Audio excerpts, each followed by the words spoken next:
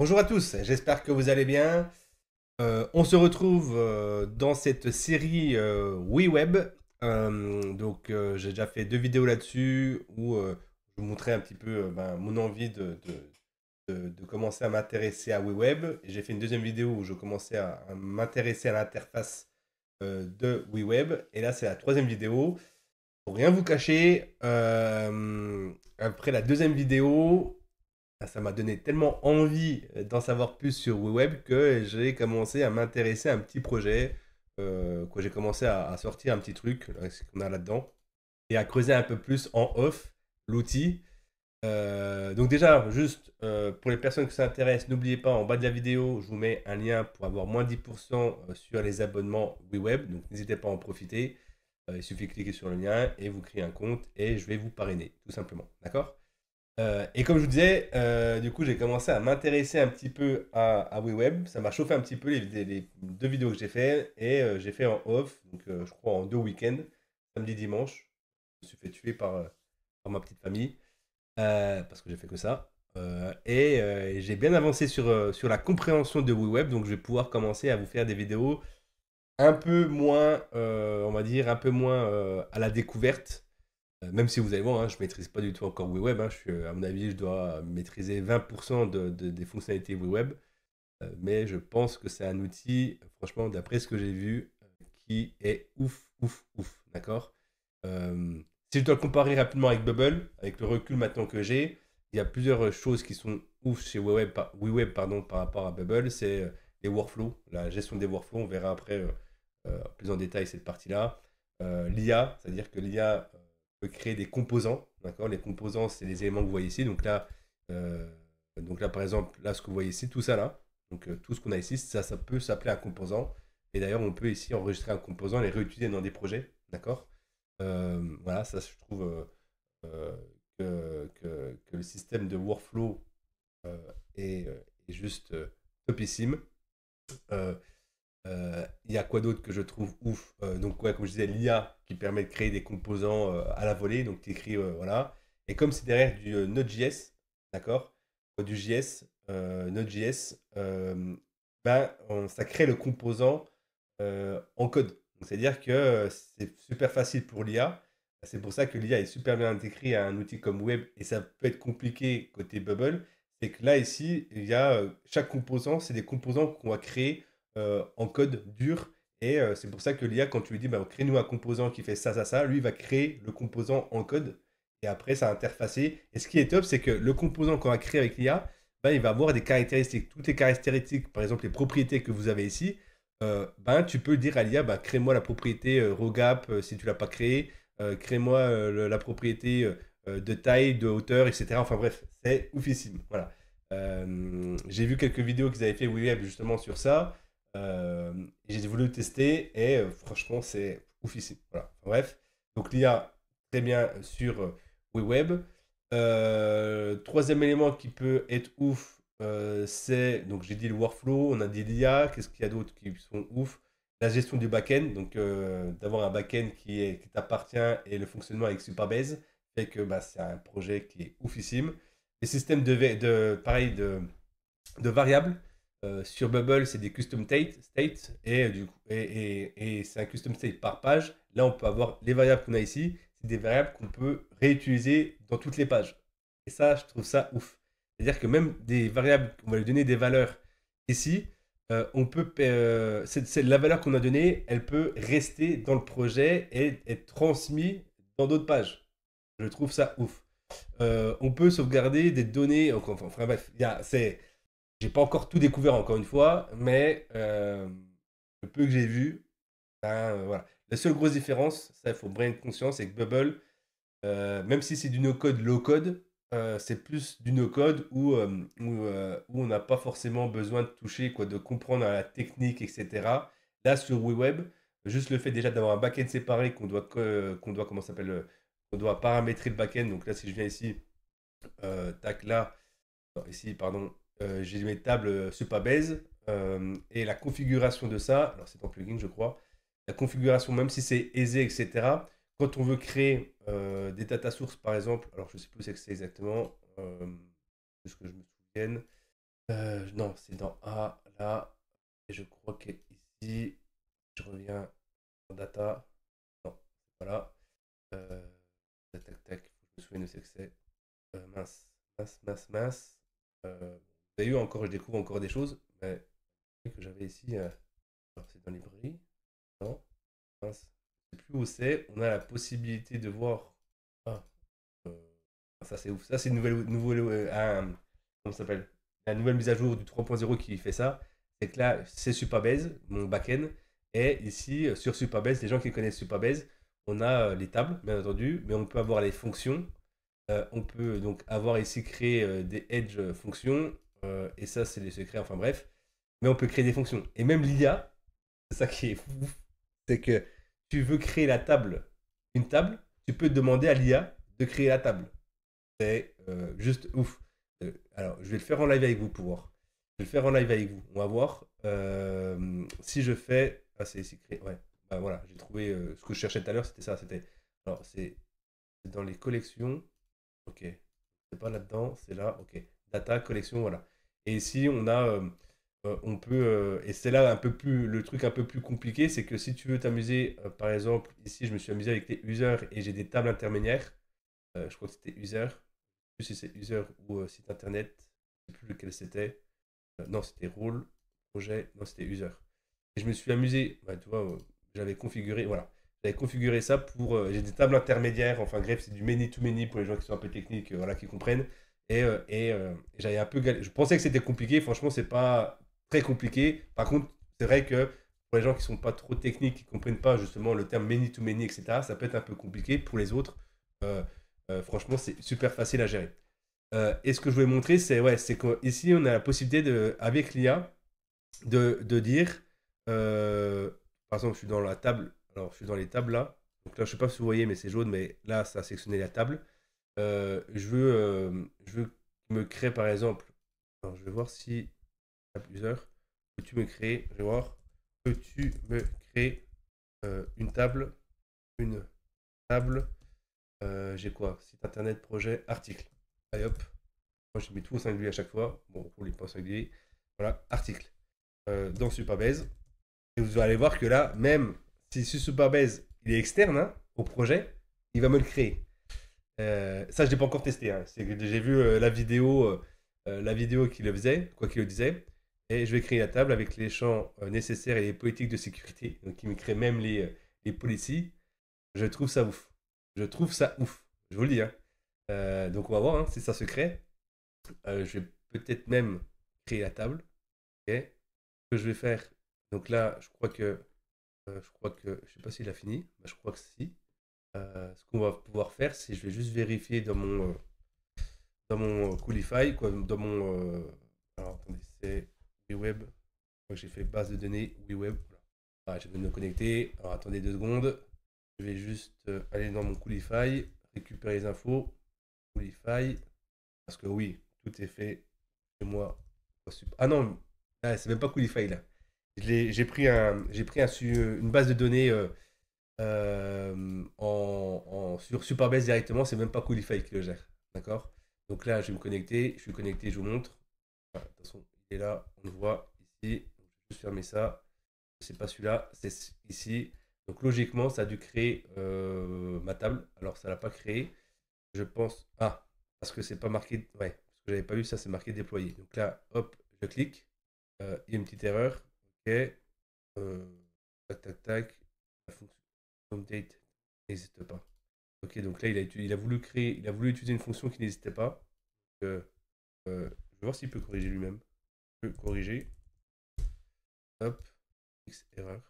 Ah, comment je peux créer. Ça, c'est le détail. Ok. Le champ a été automatiquement mis à jour dans les modifications. Ouais, donc je pense que c'est ça qui va pas. Là, c'est le code SQL. Donc limite, le code SQL, je peux même le récupérer. Ça, c'est ouf. Hein. Je peux le récupérer et le mettre dans Supabase, hein, tout simplement. Mais c'est bizarre, c'est bête que je ne peux pas, comment ça s'appelle, relancer la conversation et qui corrige. Alors c'est en version bêta, hein, c'est peut-être aussi pour ça. Euh, J'aurais bien voulu voir si c'est bête ça.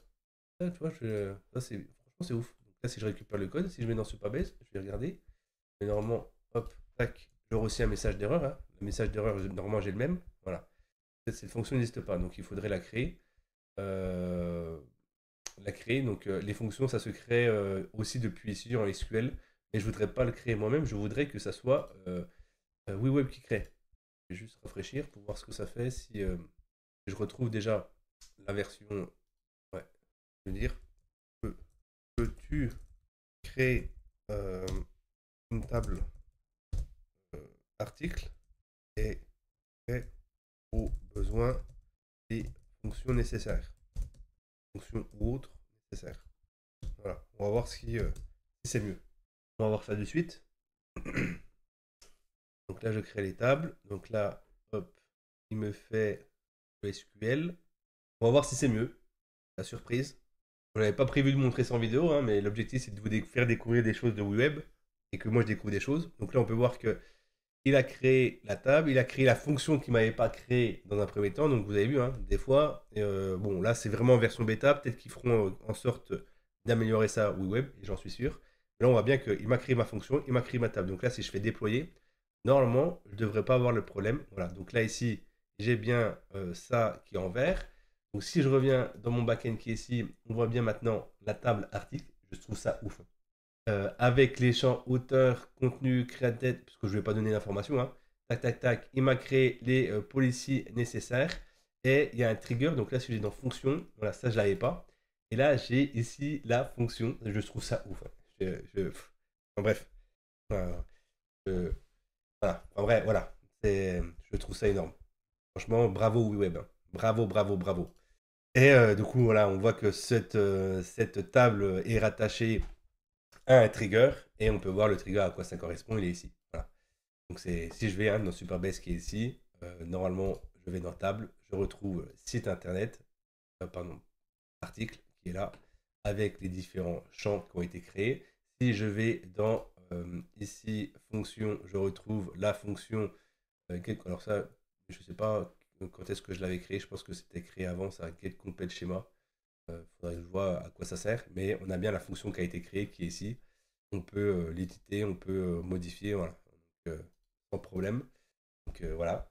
Et si je lui dis rajoute le champ, donc là je sélectionne la table.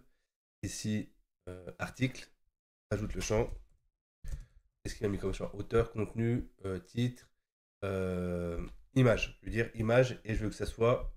Là, il m'a mis en plus là, donc là, c'est un ID auteur. Bon, là, il m'a mis ça. Je pense, est-ce que c'est rattaché à user? Ça serait ouf ça. Hein.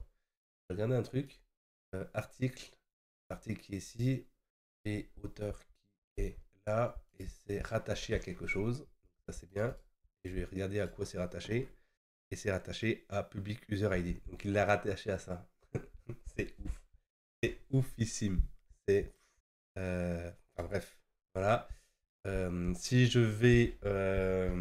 Si ici je rajoute la colonne image. Image. Est-ce que je peux aller plus loin avec les buckets? Oh, on va peut-être pas en parler tout de suite. Image. C'est un champ texte. On va pas l'embêter. Texte. Tac.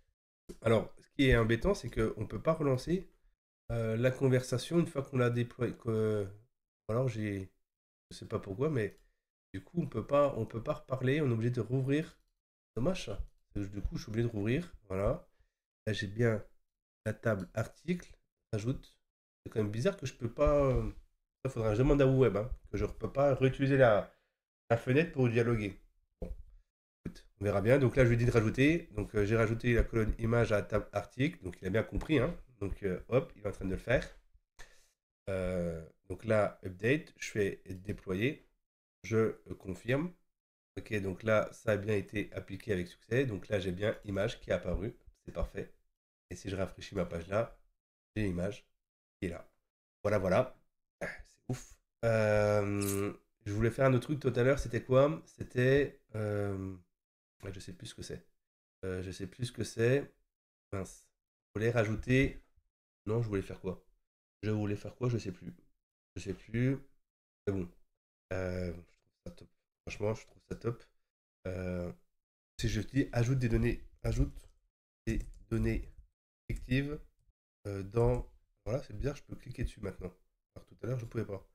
Dans cette table, j'en veux 10. On va voir s'il est capable de créer. Je vois pas pourquoi il n'y arriverait pas, hein. On va voir tout de suite, hein. Ajouter des articles fictifs avec des données variées et réalistes. Ok. Donc là, il me fait... Ce qui est intéressant, c'est qu'à chaque fois, on voit un petit peu ce qu'il fait. Donc là, on peut voir le détail. Donc là, ça résume. Là, on voit le détail. Donc là, ce qui a été fait. Et on voit après le code voilà, qu'il a fait pour ajouter ma colonne en SQL. Ok. Donc là, on peut voir, hein, avant d'importer, c'est exactement pareil. Donc là, insère tout. Donc là, si je fais déployer, je devrais avoir normalement les articles qui s'ajoutent. Donc est-ce qu'il a bien pris en compte aussi? C'est ça qui m'intéresse. Là, les images. Par contre, c'est... Ah si, je sais ce que je voulais faire. Je me souviens. Il a récupéré des images, une splash, les images. Par contre, je voulais voir s'il n'avait pas merdé sur l'ID. Comme du coup, il a un ID user. Est-ce qu'il n'a pas merdé? Et je n'ai pas l'impression de le voir là. Est-ce que... Ah, alors, ça a fonctionné. Est-ce que j'ai les articles? Oui. Ok. Par contre, oui, il m'a rien mis. Donc, ça peut être nul. Et du coup, il m'a pas mis. C'est normal, je ne lui ai pas dit. Mais on voit que j'ai des données qui ont apparu. Donc, je n'ai pas forcément toutes les dates. D'accord? Mais j'ai des données qui sont apparues. Donc, c'est parfait. Par contre, j'aurais bien voulu avoir ici dans le statut. Ici, on a la possibilité d'ajouter ce qu'on a des enumerate types, d'accord, qui permet d'avoir ici, par exemple, moi j'ai mis des rôles administrateur visiteur, d'accord. Donc là, si je fais peux-tu m'ajouter dans la colonne statut un, un numéraire type dont les données seront à publier en cours, fini et publié. Tac. Ok, on envoie. Et on va voir s'il est capable de le créer. Alors, là, ici, c'est vrai qu'on n'a pas forcément les types.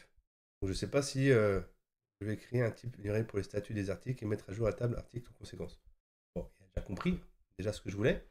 C'est vrai qu'ici, on n'a pas le... Mais est-ce qu'il a compris combien? Donc là, il crée des trucs, ok. Et ensuite, il met à jour.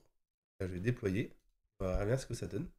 Ok, donc là, je pense qu'il y a une erreur. Il y a détecté une erreur. Je pense que l'erreur, c'est détail, les articles sont visibles par tous. Ok. Euh, donc ça va. Donc il y a une erreur qui a été détectée. Et c'est dommage parce que l'erreur, elle n'est pas compliquée, hein. C'est-à-dire que la colonne est déjà utilisée avec... et du coup, c'est pour ça que ça ne fonctionne pas. C'est pour ça que ça ne fonctionne pas. Par contre, de lui dire, de pouvoir lui renvoyer des prompts pour lui dire bah, supprime mes données et refais ça, pour le moment, on n'est pas capable de le faire. Bon, c'est pas dérangeant. Je pense que c'est des évolutions qui viendront dans le temps et qui viendra dans le temps. Euh, mais je trouve ça déjà ouf, hein. Voilà. Enfin, bref, j'ai passé un peu de temps pour montrer la fonction IA. Euh, Vraiment le début, hein, voilà. Parce qu'on peut aller beaucoup plus loin que ce que je viens de vous dire là. Là, je vous montre juste la connexion avec Supabase de l'IA. On est capable de créer des choses, des fonctions, des trucs comme ça très poussés, euh, très prometteurs. Voilà. Bon, voilà, c'est une petite vidéo où je vous montrais un petit peu.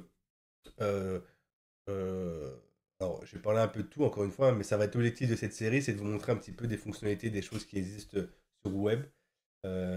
Et je pense que plus tard, quand je commencerai à bien maîtriser l'outil, je vous ferai des petits tutos à chaque fois sur bah, comment connecter le back-end, sur Supabase, comment créer des variables, comment créer des workflows, comment utiliser les systèmes de... Voilà, il y a plein de choses que j'ai découvert par exemple, là, le bouton, le fait d'avoir, et c'est ça qui là-dessus, désolé, hein, mais ici, pendant longtemps, j'ai cherché, c'est que là, quand je fais preview, vous avez vu, ça transforme en main. D'accord? Donc là, c'est la main, ça veut dire que c'est un bouton. D'accord? Là, pareil. Ça, c'est un réglage qui est au millimètre près. C'est-à-dire qu'au pas au millimètre, mais au paramètre près. C'est-à-dire que ici, tu as la possibilité de définir ton curseur. Ben, quand tu passes dessus, qu'est-ce que tu veux mettre? Donc, si tu veux mettre, par exemple, ça, tac, tu viens ici et vous allez voir que là, c'est pas le doigt, mais c'est la main. D'accord? Et c'est vraiment des choses au millimètre. Même s'il n'y a pas d'action, même s'il n'y a pas de workflow derrière, tu peux choisir ce que tu veux. si je veux mettre du texte, par exemple, je sais pas ce que ça fait, ça. Voilà. Donc, bah, c'est tout simplement, c'est comme ça. Voilà. Et là, on peut avoir ça qui apparaît au lieu que ce soit un bouton. Voilà. C'est pareil, les systèmes de notification. Là, ici, j'ai mis un système de notification. Je trouve ça ouf. Voilà. Comme c'est facile par rapport à Bubble. On n'est pas obligé de passer. Alors, facile. On n'est pas obligé de passer par des plugins. Et moi, je le gère d'une façon. Tac, tac, si je reviens ici. J'ai ici dans Data, j'ai créé une variable alerte. Je lui passe des paramètres, nom, couleur, display, background, description. Et en fonction de ce que je veux faire afficher, je vais lancer un workflow qui est ici, alerte, qui va avec des variables, nom, description, donc en gros tout ce que je vous ai montré. Et je vais remplir, et ça c'est dynamique, c'est-à-dire que je vous expliquerai ça plus en détail, hein. Là je parle très vite, et je vous expliquerai ça plus en détail. Quand on a ici la notification et que je vais l'afficher, tac, euh, notification. Ouais, on va gérer ici le display. Je pense que c'est ça. Ça, c'est des variables. C'est des variables. Le texte que j'ai mis dessus, si hop, je mets le texte là, ici, alors, ça doit être une variable, mais c'est pas une variable. Alors, je regarde pourquoi, mais normalement ici, ça c'est une variable. Et ça va être, je vais aller chercher cette valeur-là dans la variable alerte et le nom, description, etc. Voilà. Tac, tac, tac, tac. En bref, ça, je vous expliquerai un petit peu. Je ferai une vidéo sur les variables, comment ça fonctionne, etc. Mais je trouve ça beaucoup plus. Alors, c'est compliqué. J'ai galéré à comprendre le fonctionnement parce que j'étais parti sur du bubble et que c'est un peu différent. Mais une fois que tu as compris le fonctionnement, tu trouves que c'est beaucoup plus logique de faire comme ça que par rapport à ce que faisait Bubble. Voilà. Enfin, bref. Voilà, donc ça, voilà. Dites-moi si vous voulez vraiment plus de vidéos là-dessus, des tutos, etc. C'est pareil, quand je commencerai à monter en compétence dessus, je ferai sûrement une formation là-dessus pour vous expliquer comment, en gros, vous montrer toutes les fonctionnalités de A à Z de WeWeb. Donc n'hésitez pas à me dire si ça vous intéresse en commentaire. En attendant, n'hésitez pas à cliquer sur le lien pour avoir 10% sur votre abonnement WeWeb. Ce sera en bas de cette vidéo. Et on se retrouve pour une prochaine vidéo.